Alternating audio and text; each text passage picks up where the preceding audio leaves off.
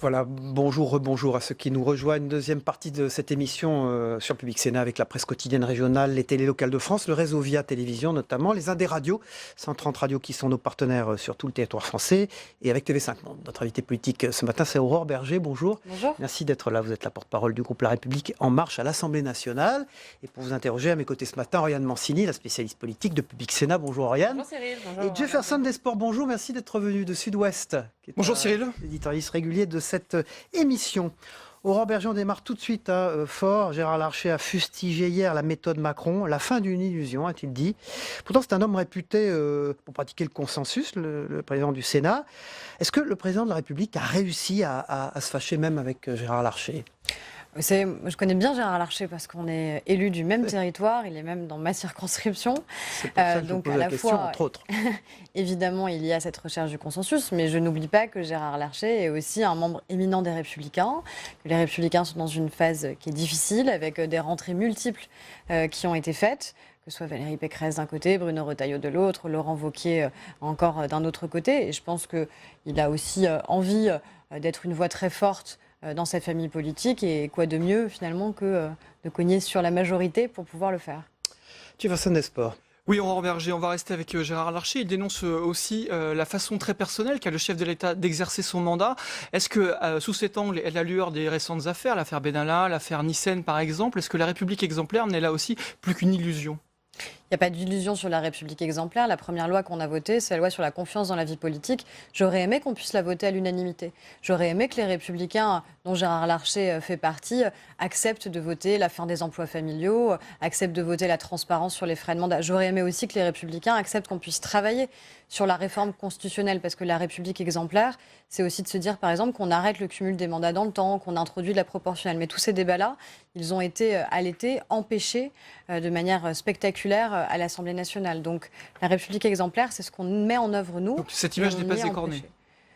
Non, enfin, vous savez, la République exemplaire, c'est pas le fait qu'on va empêcher que des erreurs puissent être commises. Vous ne pourrez jamais empêcher une erreur personnelle. Par contre, la République exemplaire, c'est de le reconnaître et de le sanctionner. Et c'est ce qui a été fait, c'est ce qu'on a fait, y compris à l'Assemblée nationale, en nous emparant de ce sujet-là, en créant une commission d'enquête. Après, il y a une enquête judiciaire et c'est ni à vous ni à nous de pouvoir juger de ce qui se passera in fine. Par contre, nous, on a pris des mesures pour empêcher qu'un certain nombre de comportements puissent à nouveau exister. Alors la rentrée est quand même difficile pour vous, plus difficile que prévu pour Emmanuel Macron. Dans un sondage Odoxa publié ce matin par Le Figaro, 74% des Français jugent la rentrée d'Emmanuel Macron assez mauvaise. Est-il en train de perdre la main ? Je ne pense pas qu'il perde la main. Évidemment que la rentrée a été une rentrée moins aisée peut-être que ce que certains attendaient. En même temps, chaque année, on nous prédit aussi des rentrées difficiles. Après, je pense que le président de la République, il a pris des décisions courageuses et claires. Il y a une semaine, on nous disait vous n'allez quand même pas oser renoncer au prélèvement à la source. À partir du moment où le président de la République a arbitré en faveur du prélèvement à la source, j'entends d'autres voix qui disent mais pourquoi finalement vous n'avez pas renoncé ? Donc, il y a aussi parfois des incohérences par rapport à ce qu'on nous demande. Il a arbitré en affichant des doutes néanmoins, Emmanuel Macron. Est-ce qu'il est en train de changer là-dessus ? Vous savez, c'est pareil. Là aussi, ça peut être contradictoire. D'un côté, on dit on aurait un président de la République qui n'écoute pas assez les Français. Et quand il le fait en relayant des questionnements des Français sur le prélèvement à la source, là, il aurait tort de le faire. Donc il y a des Français qui nous ont posé, nous-mêmes en tant que députés, on a reçu un certain nombre de questionnements sur le prélèvement à la source. Le président de la République l'a posé dans le débat public en disant voilà, ça fait 10 ans qu'on nous dit que cette réforme est prête, que l'administration nous dit qu'elle est prête. Politiquement, personne ne l'a assumée. Parce qu'il y a un certain nombre de questions que se posent les Français, je les pose à mon ministre, je les pose à l'administration. Si les réponses sont satisfaisantes, on ira. Les réponses ont été satisfaisantes et ce prélèvement à la source se fera. Sur cette rentrée difficile, cette baisse dans les sondages, Gérard Collomb, ministre d'État, Gérard Collomb, ministre de l'Intérieur, a dit hier qu'il pouvait l'expliquer par un manque d'humilité. Est-ce qu'il a raison ? Est-ce qu'il y a eu trop d'arrogance ? Moi, ce que j'entends dans ce que dit Gérard Collomb, c'est qu'il y a peut-être eu parfois le sentiment qu'on n'écoutait pas assez. Et c'est pour ça que ce que je vous ai dit sur le prélèvement à la source. Je pense que le président de la République a eu raison de dire voilà, j'entends des questionnements, je les relaye. Parce que pourquoi il s'interdirait de le faire ? Et il faut que nous, en tant que majorité, on continue aussi à être à la fois en écoute des Français et en relais. C'est simplement que vous n'écoutiez pas assez, c'était pas de l'arrogance ? Moi, je ne pense pas qu'il y ait eu de l'arrogance, honnêtement. Je pense qu'il y a eu et qui a toujours surtout une grande détermination à faire ce pourquoi on a été élu. Et donc peut-être que ce qui a été vu comme de l'arrogance, c'est cette volonté d'aller très vite, d'aller très fort sur des réformes qu'on juge essentielles, en se disant qu'il faut, dès le début du quinquennat, avoir ce rythme-là. Et maintenant, c'est l'heure du mea culpa, du retour à la réalité. C'est l'heure de garder cette détermination et de garder ce rythme. La réalité, elle est évidemment difficile parce que les gens ne jugent le changement qu'à partir du moment où il arrive concrètement pour eux dans leur vie quotidienne. C'est normal, c'est humain. Pourtant, Aurore Berger, quand on écoute Gérard Collomb, en creux, il dit que le pouvoir isole, il appelle les ministres à sortir des palais de la République. Est-ce que vous n'êtes pas un peu resté entre vous? Non mais c'est vrai. Il a raison de dire que le pouvoir isole. En plus, il a été quand même pendant de très nombreuses années un élu local. Donc lui, il sait mieux que personne la manière avec laquelle, évidemment, on doit pouvoir travailler avec les concitoyens. Moi, je peux vous dire qu'à l'Assemblée nationale, on n'est pas isolé. On n'est pas isolé parce qu'on est en permanence sur le territoire, dans nos différentes circonscriptions, qu'on n'est pas isolé parce que les Français nous interpellent aussi de manière régulière. Donc il faut qu'on continue ce travail-là. C'est aussi tout l'enjeu de la réforme institutionnelle, par exemple, d'arriver à rapprocher les citoyens du mode de fonctionnement du Parlement pour qu'on puisse mieux co-construire aussi les projets sur lesquels on travaille. Juste un mot, puisque vous parliez d'élus locaux, Gérard Larcher, hier, a mis en garde contre la manière dont le président et l'exécutif traitent ces élus locaux. Ça ne peut plus continuer comme ça, a-t-il dit. Est-ce que Emmanuel Macron va enfin entendre le message? Et je trouve que le message, il a été entendu dès le départ. Je prends un exemple avec Jean-Michel Blanquer sur ce qu'on a fait pour l'école. On avait un gouvernement précédent qui avait de manière arbitraire, autoritaire, dit voilà le rythme scolaire qu'il faut imposer dans toutes les collectivités locales. Quand Jean-Michel Blanquer est devenu ministre de l'Éducation, il dit on change de méthode. Soit vous choisissez le rythme que vous estimez être le bon pour les enfants de vos communes, parce que les communes sont différentes. Donc ça veut dire qu'on est en écoute avec les élus locaux et qu'on est en capacité aussi de leur laisser le libre choix. C'est pas ce que disent en tout cas les associations d'élus qui dénoncent un simulacre de dialogue. Mais il ne vous aura pas échappé que les associations d'élus ne sont pas des associations apolitiques représentant nos concitoyens, mais que sont des associations qui sont dirigées par des personnalités politiques fortes, notamment François Baroin, qui est clairement dans notre opposition. Donc je ne suis pas certaine qu'il y ait toujours de la bonne foi. On va revenir, Aurore Berger, sur la SNCF. La dette publique, enfin la dette de la SNCF a été intégrée à la dette publique. Est-ce que ça peut compliquer la donne budgétaire pour le gouvernement? Et pour le dire autrement, est-ce que vous allez devoir augmenter les impôts? Alors, on a toujours dit qu'il y aurait une stabilité fiscale pendant ce quinquennat. Y compris avec cette nouveauté. Ce qui est une rupture par rapport à ce qui s'est fait avant. Donc il faut maintenir cette stabilité fiscale en disant voilà, le cadre fiscal a été posé dès la première année, que ce soit pour les entreprises ou pour les particuliers, avec parfois des effets progressifs, notamment sur la taxe d'habitation, où là vous savez qu'il y a une tranche de 30% qui va encore être abaissée pour la taxe d'habitation. Donc il faut garder cette stabilité-là parce que sinon ça devient très illisible. Après, sur la SNCF, c'était aussi la manière avec laquelle on a envisagé cette réforme. Parce que qu'est-ce qui s'est passé? La dette de la SNCF, c'est la dette de l'État.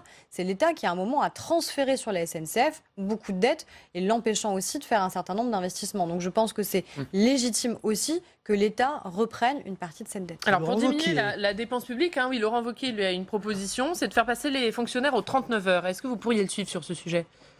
Laurent Wauquiez a souvent des propositions, sauf que en fait, il les a rarement mises en œuvre quand il en avait l'opportunité, ou souvent il a beaucoup changé dans les propositions qui sont les siennes. Donc moi, je veux bien qu'on sorte une proposition du chapeau en ciblant particulièrement les fonctionnaires. Je ne suis pas certaine que ce soit l'enjeu. On l'a dit d'abord, un enjeu sur la restauration de la confiance avec la fonction publique. On a des fonctions publiques qui ont été précarisées, où il y avait des postes largement insuffisants. C'est ce qu'on fait notamment sur les questions de sécurité, où on recrute 10 000 policiers et gendarmes supplémentaires, ce qui nous permettra juste de revenir au niveau de 2007, parce qu'il y a eu un abaissement progressif. C'est pareil en matière d'éducation. Donc, on fait des réductions de postes là où c'est nécessaire, là où c'est possible. On demande un certain nombre d'économies aussi. Par contre, je pense qu'il faut arrêter avec ces propositions qui sortent du chapeau. C'est quoi? C'est de l'opportunisme politique? Oui, je pense qu'il y a une volonté des Républicains d'essayer de se repositionner. On voit la difficulté qu'est la leur pour se positionner par rapport à nos propositions à l'Assemblée nationale en particulier. Et on voit aussi des tiraillements entre eux qui sont importants. Aurore Berger, notre invité politique, porte-parole du groupe La République En Marche ce matin. L'audiovisuel, c'est aussi votre spécialité à l'Assemblée nationale. Alors, l'audiovisuel public, on attend un calendrier pour une réforme de l'audiovisuel public. Est-ce que vous pouvez nous en dire un peu plus là-dessus ? Il y a plusieurs éléments sur l'audiovisuel qui doivent pouvoir être réformés. Il y a à la fois l'audiovisuel public. Alors, on parle très souvent de la gouvernance, c'est-à-dire comment on va nommer les patrons de l'audiovisuel public. Mais je pense que ce n'est pas ça qui intéresse le plus. Ce qui intéresse le plus, c'est quelles sont les missions de l'audiovisuel public. Est-ce qu'il y a un calendrier maintenant établi ?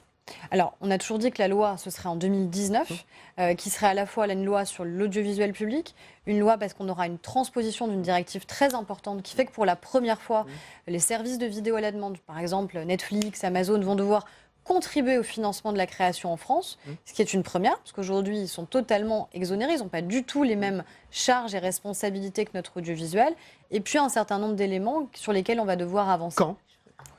Courant 2019. On n'a pas de date. Vous n'avez pas toujours tous les calendriers. Moi, j'espère que ça ira le plus rapidement possible, parce que je pense que... Mais d'abord, il faut travailler sur le projet de loi. Moi, je rends mon rapport le 4 octobre prochain sur la régulation de l'audiovisuel, et courant 2019, cette loi sera faite. Rien de Mancini. On va parler de la course au perchoir, de l'élection à la présidence de l'Assemblée nationale. Yael Braun-Pivet, qui était candidate, s'est retirée hier de la course à la présidence après avoir dit le matin que Richard Ferrand, favori, n'incarnait pas le renouveau. Est-ce qu'elle a eu droit à un recadrage digne des grandeurs de l'ancien monde ? Écoutez, moi j'ai parlé avec elle hier, parce qu'en effet on est élus du même département et c'est quelqu'un que j'apprécie et que j'estime. Elle m'a dit qu'elle avait souhaité se retirer parce qu'elle ne voulait pas attiser des divisions au sein du groupe, parce que sa candidature était vue comme une candidature contre, et qu'elle ne voulait pas que ça puisse être interprété de cette manière-là. C'est une bonne présidente de la commission des lois, et je pense que voilà, elle va pouvoir continuer activement en tant que présidente de la commission des lois. Et vous savez, alors pourquoi dire le matin que Richard Ferrand n'incarne pas le renouveau ? Vous savez, l'ancien monde n'aurait jamais permis à une députée nouvellement élue de devenir présidente de la commission des lois. Et l'ancien monde aurait fait en sorte qu'il n'y ait aucune candidature face à celui qu'il voulait absolument mettre en place, si c'est ça qui est sous-entendu. On a aujourd'hui 4 candidats, 2 hommes, 2 femmes, une présidente de commission, un président de groupe. Ce sont des candidatures de témoignage ? J'ai pas l'impression que Barbara Pompili, Sandra Motin ou Philippe Folliot aient envie de faire juste du témoignage. Aurore Bergé et Richard Ferrand est bien le candidat d'Emmanuel Macron.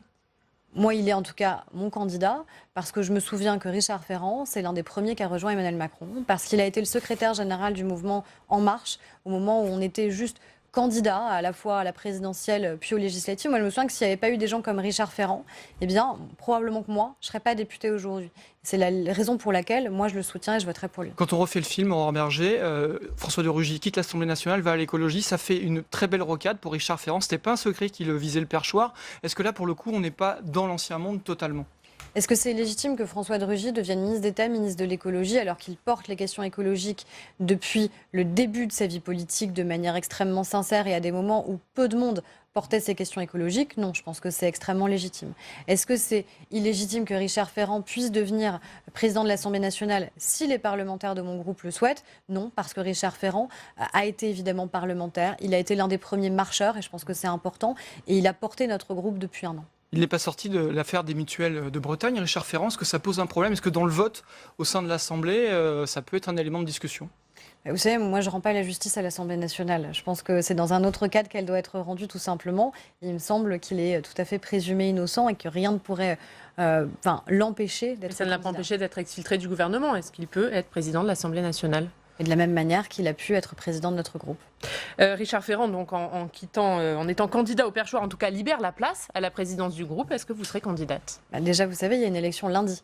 C'est lundi que les députés, les 312 députés du groupe La République En Marche décideront de qui est leur candidat au perchoir. Donc on va essayer de faire les choses dans l'ordre. D'abord, on va savoir qui est notre candidat au perchoir. Si Richard Ferrand devait l'être, alors on aura. Il y a quand même de grandes chances que Richard Ferrand le soit. Est-ce que vous serez candidate s'il est élu? Si moi, en tant que porte-parole, je vous dis déjà le résultat d'une élection qui n'a pas encore eu lieu. Donc on va d'abord avoir une élection qui a bulletin secret, qui va se passer lundi. Moi, je vous ai dit pour qui je voterai. Et puis, si Richard Ferrand est élu, alors on aura ce débat.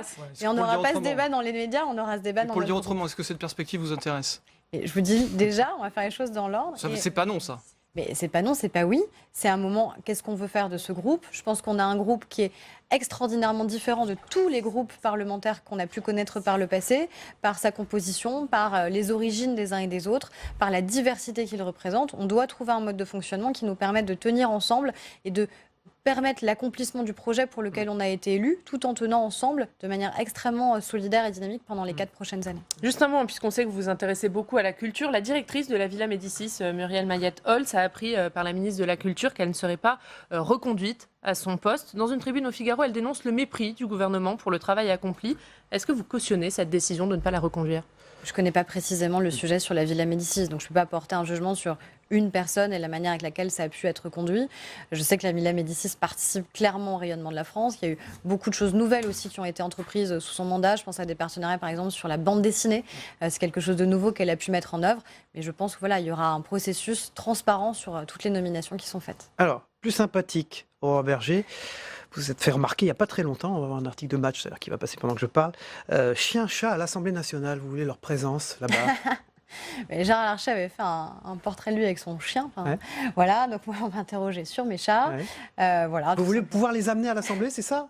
Rassurez-nous, vous voulez pas c'était les faire une- élire, les animaux, à l'Assemblée? Ah, vous savez, on a une faune politique qui peut être intéressante et qui est parfois plus compliquée à gérer que 2 chats à la maison. D'accord. Donc, ça veut dire quoi? Tigre et éléphant au Sénat et chat et chien à l'Assemblée nationale? Je vous laisse faire les analogies que vous voulez, je ne me permettrai pas de le faire pour mes collègues. Merci beaucoup, Aurore Berger, Merci à vous. porte-parole du groupe La République En Marche à l'Assemblée nationale, d'avoir été notre invité politique. On passe au débrief de l'actualité dans un instant. À tout de suite.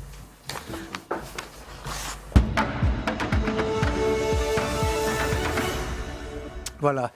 Merci Aurore Berger, au revoir. Et j'accueille André Crétenant, le directeur de l'information de TV5 Monde, notre partenaire, qui diffuse cette émission dans 200 pays à travers le monde. Merci d'être là ce matin. Bonjour. Bonjour. Et rebonjour Luc Laventure, d'Outre-mer Bonjour, 360, une chaîne et un site consacré à l'Outre-mer et qui est un éditorialiste régulier de cette émission.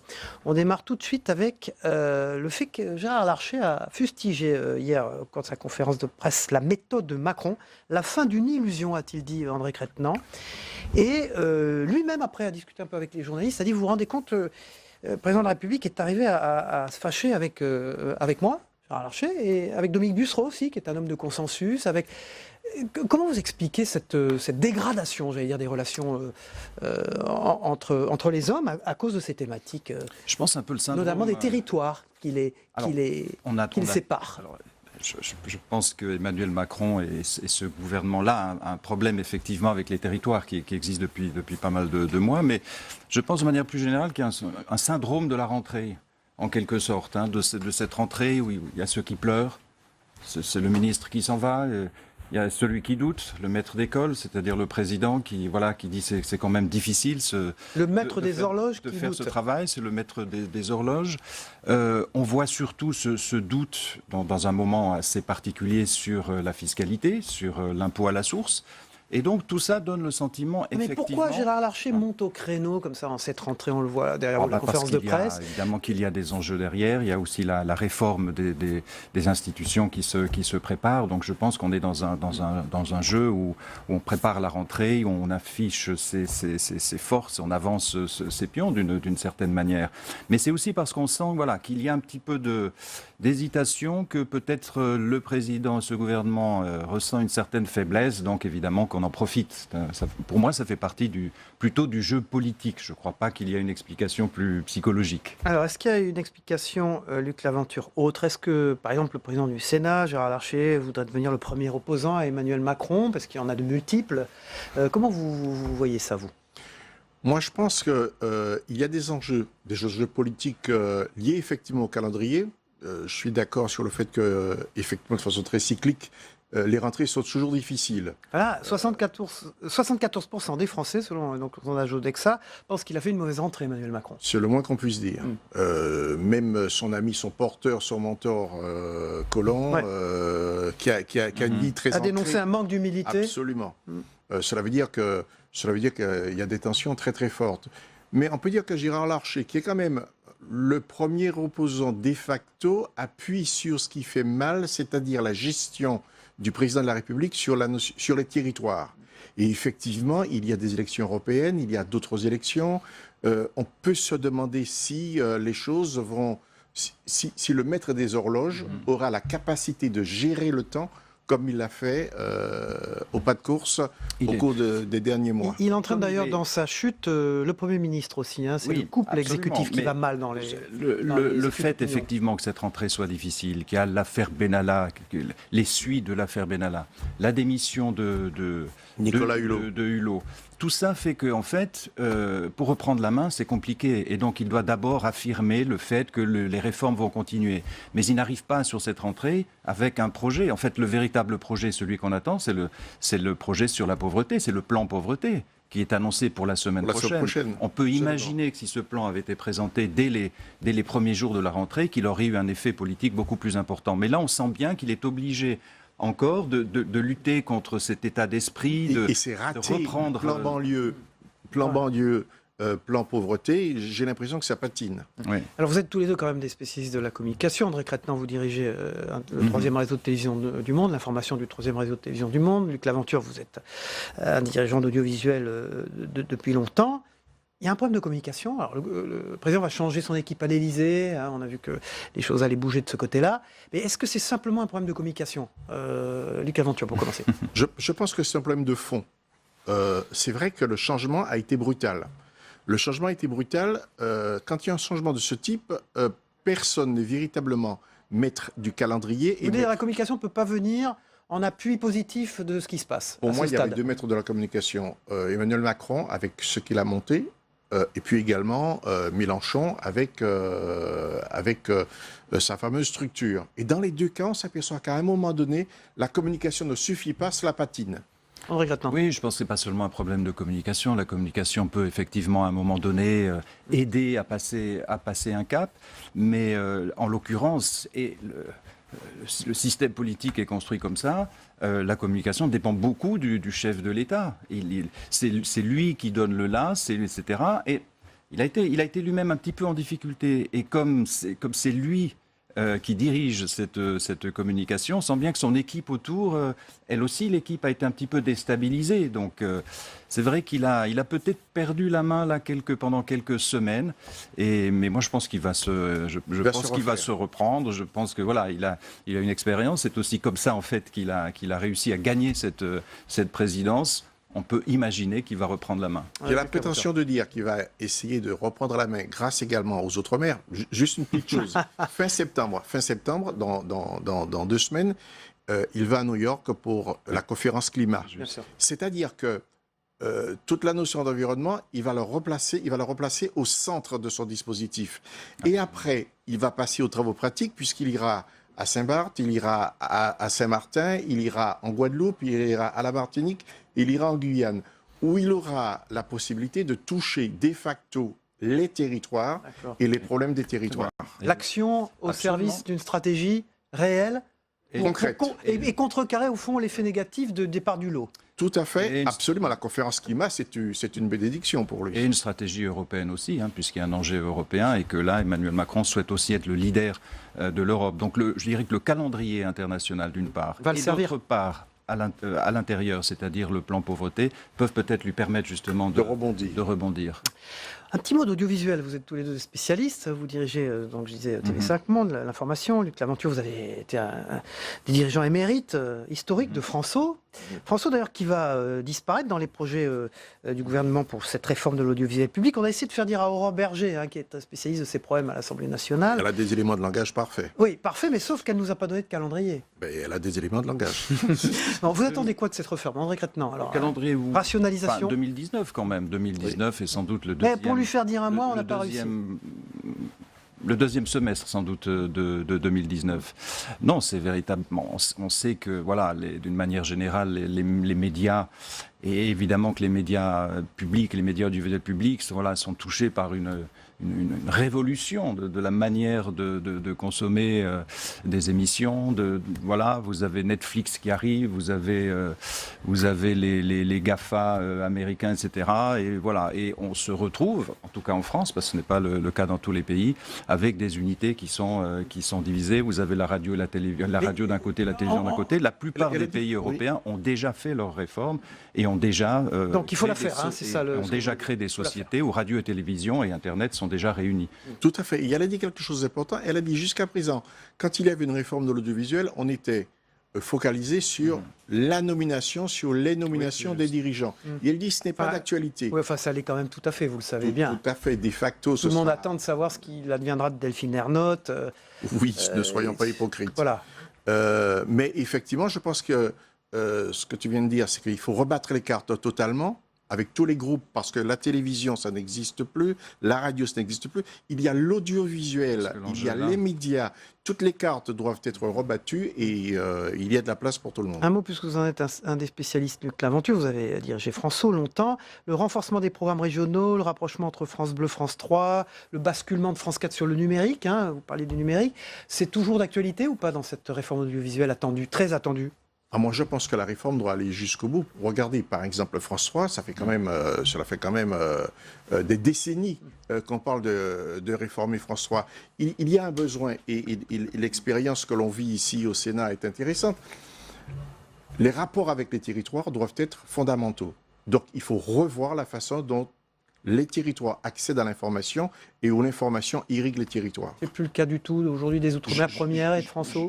Non, je ne me permettrai pas de dire ça. Au contraire, ce que j'ai bâti avec mes amis et confrères reste d'actualité. Je pense que les premières font un travail remarquable et il faut véritablement une représentativité des Outre-mer sur l'ensemble national. L'enjeu, c'est la survie de l'audiovisuel public. Et c'est important parce que l'audiovisuel public défend un certain nombre de valeurs, une certaine éthique. Et certains produits européens, des télévisions publiques très fortes. À l'heure des fake news, l'audiovisuel public reste une référence et doit rester une référence. Un point d'ancrage fort. Et non seulement rester une référence, mais avoir un public. Et pour avoir ce public, il faut être capable de diffuser les contenus. D'autres l'ont réussi en Europe. C'est le cas, par exemple, de la BBC, la TVE en Espagne, la division espagnole, et de bonne facture aussi. Absolument, tout à fait. Merci André Crétenant, directeur de l'information de Télé5 Monde, notre partenaire. Merci beaucoup Luc Laventure. On passe au Zap Monde.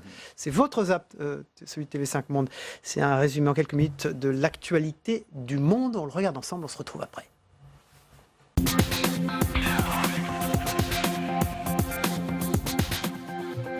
Aujourd'hui, l'Inde tourne une page avec cette décision historique de la Cour suprême. La plus haute instance judiciaire juge illégal l'article 377 du Code pénal, un vieil article datant de l'époque coloniale, condamnant les relations sexuelles entre personnes de même sexe. Aujourd'hui, nous ne sommes plus des criminels. Nous pouvons vivre notre vie, être ce que nous sommes. On est heureux, merci, c'est important. Salut tout le monde. Alors, si vous voulez rire, j'en ai une bonne pour vous aujourd'hui. Pourtant, l'histoire que la présentatrice météo de la télévision belge s'apprête à raconter n'a absolument rien de drôle. Hier, au boulot, donc à la météo, il y a une dame qui a appelé pour dire que j'étais trop noire et qu'elle ne voyait rien dans l'écran, qu'on ne voyait que mes vêtements, que je ne passais pas bien à la télé parce que j'étais trop noire et qu'il fallait me le dire. La jeune femme belge garde le sourire, mais après un an d'insultes racistes, l'humour laisse place à l'émotion et à la colère. Mais là, j'en ai marre. En fait, donc maintenant, j'ai décidé que j'allais le dire. Parce qu'il y a trop de gens qui pensent que le racisme en Belgique n'existe pas. C'est pas vrai. Cet appareil plébiscité par la CENI, la Commission électorale nationale indépendante, doit, selon l'institution, favoriser une élection présidentielle transparente en République démocratique du Congo. Pourtant, la machine à voter ne convainc pas tout le monde. C'est la machine à voler, ce n'est pas la machine à voter. Pourquoi vous dites ça? Avant l'élection 2006, 2011, il n'y avait pas de la machine. Donc il y a quelque chose qui est préparé avant, devant nous, pour nous faire du mal. Depuis le début de la campagne électorale, de plus en plus confiant à la lecture des sondages, les partisans de Javier Bolsonaro lui réservent toujours le même accueil, comme ici à Ruiz da Fora, dans le sud-est du Brésil. Mais le candidat d'extrême droite suscite aussi une véritable haine dans son pays. Au cours de ce bain de foule, le favori du premier tour de l'élection présidentielle du 6 octobre a été attaqué à l'arme blanche. Sur ces images tournées avec un portable, on voit Jair Bolsonaro grimaçant et se plier de douleur sur les épaules d'un militant. Au ralenti, on distingue à peine dans la cohue ce qui semble être un couteau.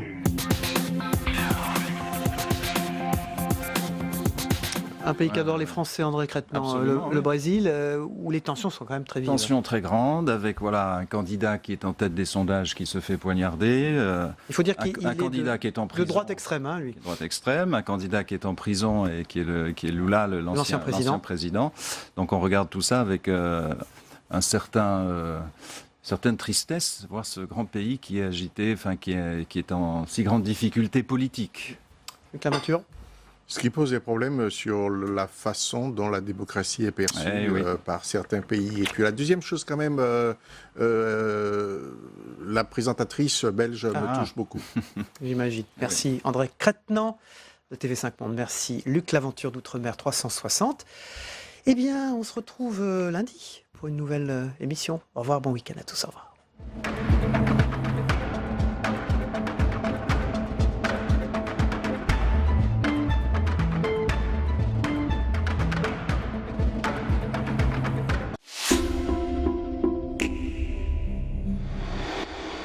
Ce soir, à 22h, livrez-vous. Adèle Van Rett reçoit l'académicien Dany Laferrière et la journaliste Tania de Montaigne. À 23h, les dessous de la mondialisation, Docker vit à l'épreuve une enquête sur la santé des ouvriers exposés aux produits toxiques des marchandises. On est dans le même scandale que celui de l'amiante. Bonne soirée sur Public Sénat.